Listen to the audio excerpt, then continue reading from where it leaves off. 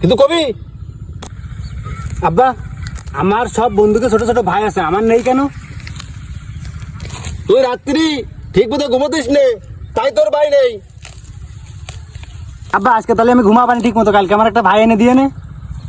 কোনো কাজে সম্ভব না। কেন আব্বা?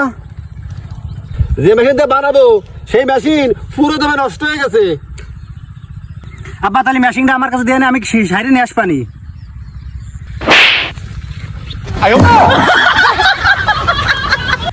যে সময় তোমার ঘুমানোর দরকার ছিল তখন ঘুমাওনি সুমন্দি, এখন আইছো তুমি মেশিন ঠিক করতি।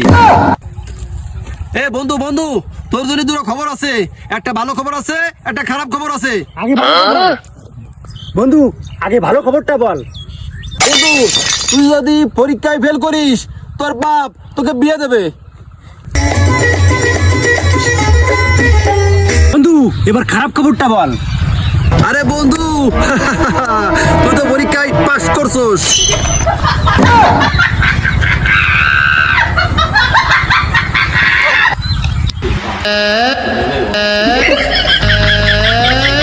চাচা তোমার কাছে কি 300 টাকা নেই? আছে তো কে? হ্যাঁ তোমার মায়ের তুমি রিচার্জ করে দিতে পারো না? আমারে পড়ে কয় খালি বলো না, নাম তো বোঝায় না। এই তোর মার কাপড় চোপড় কাস্তি কাস্তি হাতে ব্যথা হয়ে যাচ্ছে, তাই ভাবতেছি। আচ্ছা আব্বা আমি বুঝেছি, আমি আছি। শালারে বললাম ওয়াশিং মেশিন কেনার কথা আর ও আগেই বিয়ের কথা ভাবতেছে। কারেন্ট খাবে না তা বুঝতেছ, তুমি এমনি ফ্রিতে যেত তা বুঝতে। মামু প্রাইভেট কার চাবিটা দাও, একটু ঘুরতে যাবো। দূর, তুই ছোট মানুষ, তুই ফেভারিট কার চালাতে পারিস? স্টিয়ারিং ধরতে পারিস? হ্যালো মা, তুমি ব্যস্ত? মামা বাড়ি চলে আসো আব্বুরে নিয়ে।